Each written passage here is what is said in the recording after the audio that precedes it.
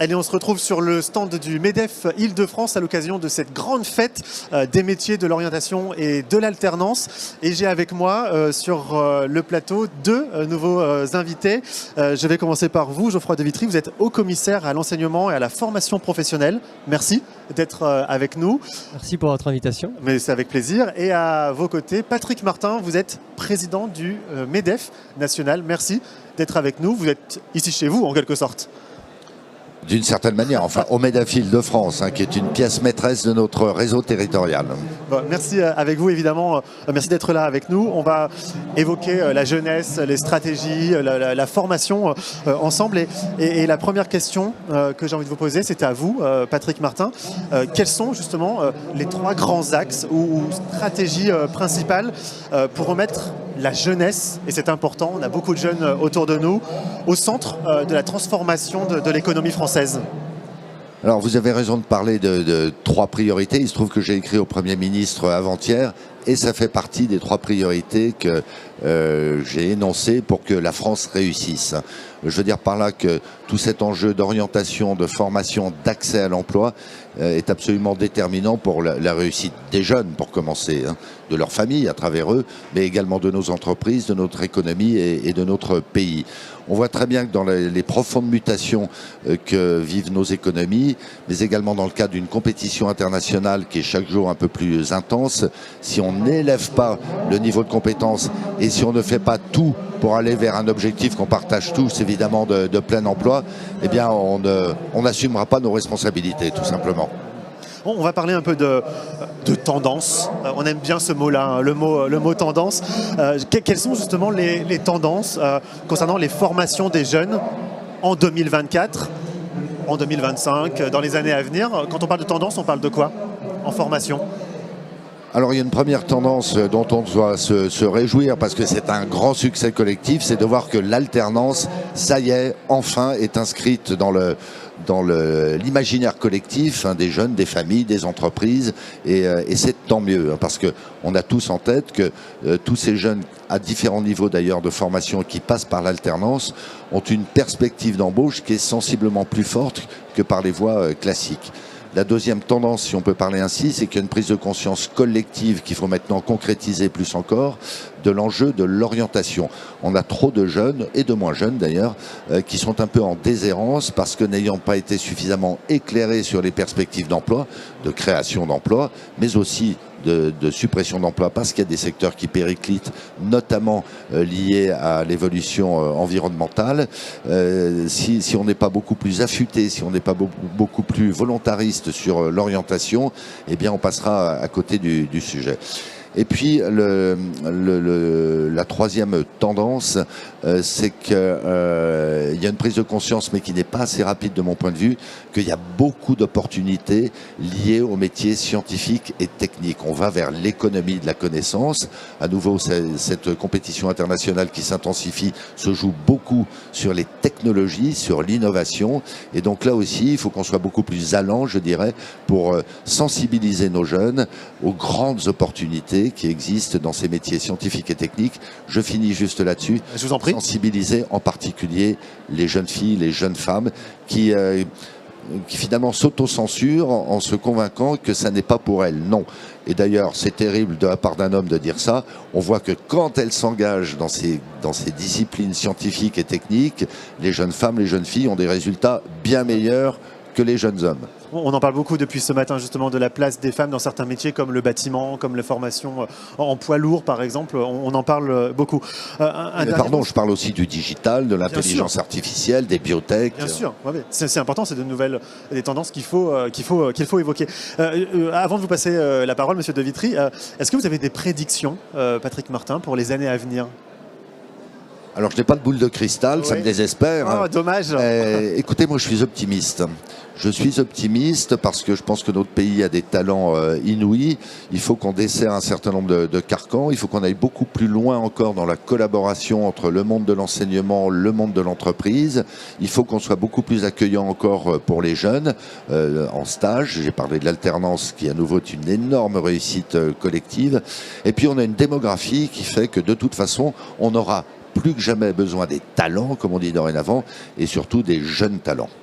Alors justement, Monsieur De Vitry, depuis la mise en place de la réforme en 2018, l'apprentissage n'a cessé d'évoluer, de progresser en France. C'est un succès, on peut le caractériser comme un succès? Oui, Patrick Martin l'a rappelé, je suis tout à fait d'accord. L'apprentissage, c'est un succès, on le voit dans les chiffres. On a triplé le nombre d'apprentis entre 2018 et 2023. L'année dernière, on était à plus de 850 000 apprentis. C'est un succès pas seulement par le volume, c'est un succès aussi pour l'intégration dans l'emploi. On le voit, les jeunes apprentis s'intègrent mieux dans l'emploi et la qualité de l'emploi est meilleure.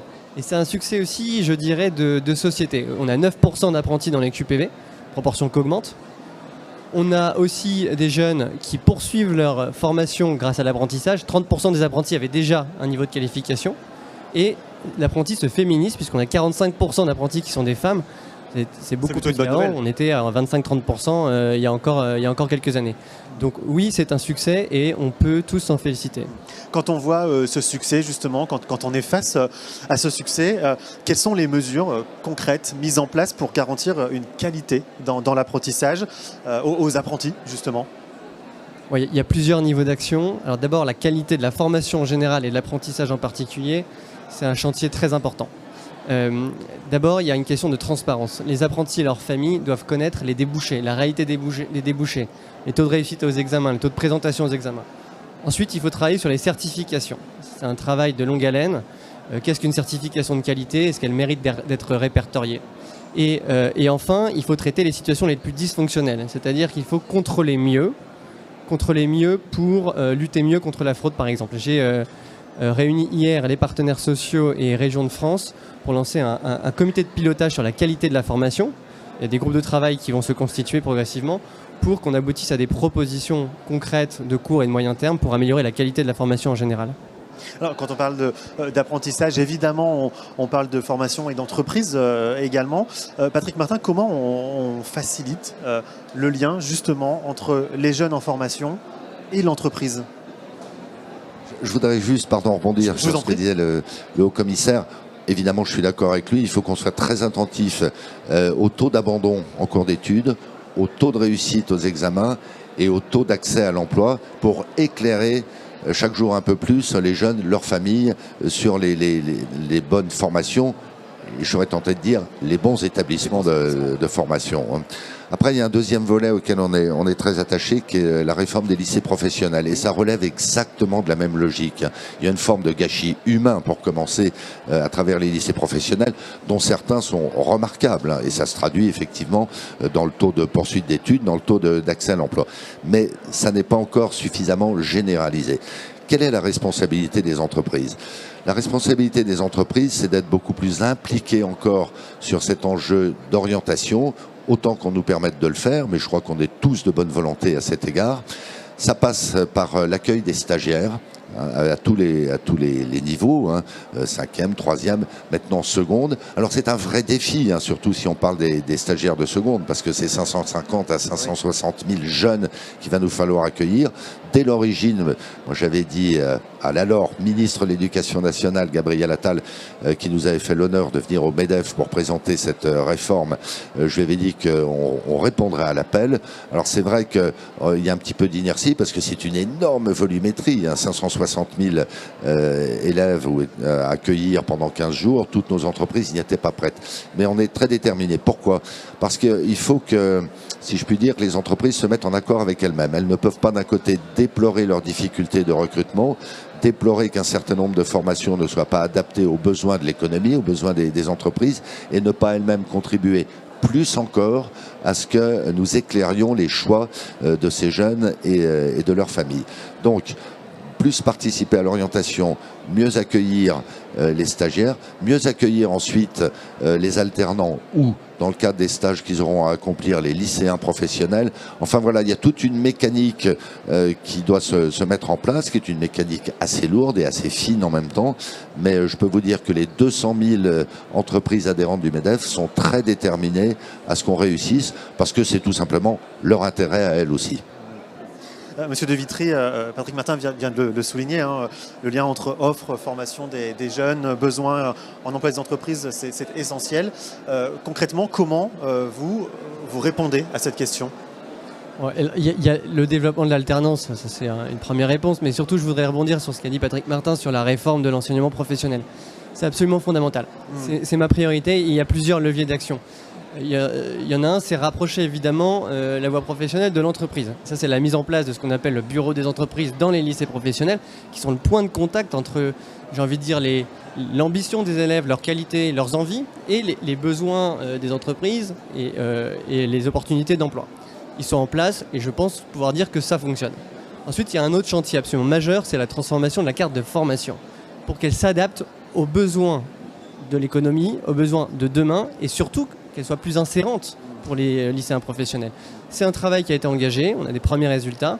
On travaille évidemment avec les partenaires sociaux, avec les branches, avec les rectorats et les régions, parce que c'est une compétence régionale, pour pouvoir transformer cette carte. Et enfin, il y a l'année de terminale qu'il faut qu'on spécialise un peu plus. À partir de la rentrée prochaine, la fin de l'année de terminale sera davantage adaptée au parcours futur de l'élève. C'est-à-dire soit la poursuite d'études, 6 semaines dans ce cas-là, à préparer l'élève à sa poursuite d'études, ou 6 semaines d'insertion professionnelle s'il veut s'insérer directement dans l'emploi après. Finalement, la découverte des métiers, c'est au cœur de cet événement et c'est formidable pour tous les jeunes qui vont venir aujourd'hui. Vous, concrètement, comment vous qualifiez ces sujets de découverte de métiers? Vous venez de nous en dire un mot, mais si on allait un peu plus loin. Ouais, c'est absolument crucial et c'est une des priorités de Nicole Belloubet et Catherine Vautrin est aussi très sensibilisée à ce sujet, à la découverte des métiers.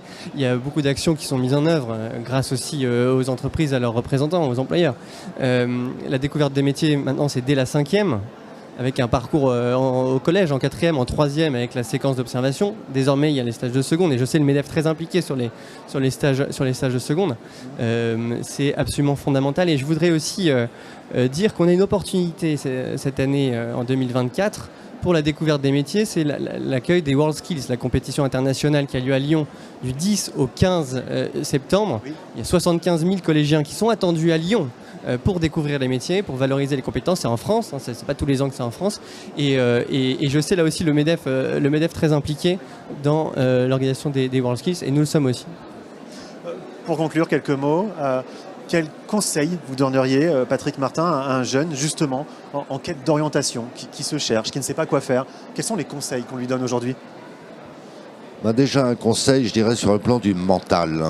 Parce que trop facilement, on véhicule des messages de résignation en disant il y a une forme de fatalité à ce que finalement il y a un taux de NEETs, de jeunes sans emploi, sans formation, etc. Non, on ne peut pas s'en accommoder. Et les solutions existent. Donc déjà, passez ce message. Les entreprises ont besoin des jeunes. Les jeunes, s'ils s'en donnent les moyens, ont des opportunités incroyables. Bon, ensuite, ça demande de leur part, je le redis, j'en parle beaucoup, de la part de leurs parents aussi, qui pour beaucoup d'entre eux, malheureusement, n'ont pas les réseaux et n'ont pas toujours les connexions, l'ouverture qui leur permettent d'identifier les opportunités professionnelles et donc les opportunités de formation. Ça suppose de leur part beaucoup de curiosité. Il ne faut pas hésiter, c'est une question d'âge, je le redis, c'est aussi une question de milieu social. C'est pas toujours évident pour un jeune de se faire une doctrine, enfin de se donner une vision en tout cas sur les métiers qui peuvent l'intéresser et en conséquence les formations qui peuvent permettre d'accéder à ces métiers. Et de notre côté, on a également, je le redis, un effort à faire pour être beaucoup plus accueillant, bienveillant, ouvert, proactif en direction de tous ces jeunes, alors à titre individuel, à travers leurs établissements scolaires. Et moi je voudrais saluer, et là aussi contrebattre une idée un peu facile, un peu résignée, qui ne correspond plus aux réalités. Je voudrais saluer les grandes avancées qu'il y a eu du côté de l'éducation nationale. Le haut-commissaire évoquait tout à l'heure les bureaux des entreprises qui ont été installés séance tenante dans les lycées professionnels. Moi, je peux en témoigner parce que je m'applique à très régulièrement me déplacer et à rencontrer autant que possible les acteurs de l'enseignement et de la formation. C'est vrai, c'est une réalité. Ces bureaux des entreprises sont déjà en place. Et donc, c'est un appel qu'avec insistance, je lance auprès de tous nos adhérents. Sachez que ça existe, puis au-delà de le savoir, soyez vous-même proactifs, allez au-devant de ces bureaux. Et c'est comme ça qu'on va réussir à mailler en définitive tous ces dispositifs qui sont très pertinents, très intelligents, et j'en suis convaincu qu'ils seront très fructueux. Et notre MEDEF Île-de-France, tous les MEDEF départementaux qu'il réunit, de ce point de vue, sont assez exemplaires. On en a la démonstration aujourd'hui. Geoffroy de Vitry, les jeunes vous regardent. Qu'est-ce que vous avez envie de leur dire aujourd'hui? Je vais redire ce qu'a dit Patrick Martin, il faut qu'ils apprennent à être curieux. Il y a beaucoup de choses qui existent, c'est à nous de les promouvoir. Et il faut de la curiosité, parce que les opportunités existent, les métiers en tension, les entreprises ont des besoins, et on a de formidables défis dans les transitions écologiques, les transitions numériques à relever. Merci. Merci à vous deux. Je dis un dernier mot parce que allez-y. Je suis évidemment d'accord avec ce qui a été dit sur les World Skills. Il y a de magnifiques ambitions, il y a des talents incroyables et il faut aussi qu'on mette en évidence en définitive ces champions qui sont issus de tous les milieux qui, sauf erreur de ma part, vont concourir dans à peu près 70 métiers très différents. Les métiers de bouche, les métiers du bâtiment, mais les métiers du digital, les métiers de l'industrie. Et ça peut susciter des vocations, en tout cas ouvrir les yeux à tous ces jeunes qui, pour beaucoup, et on peut le comprendre, ne savent pas trop ce qu'ils doivent faire. Merci. Merci à vous deux.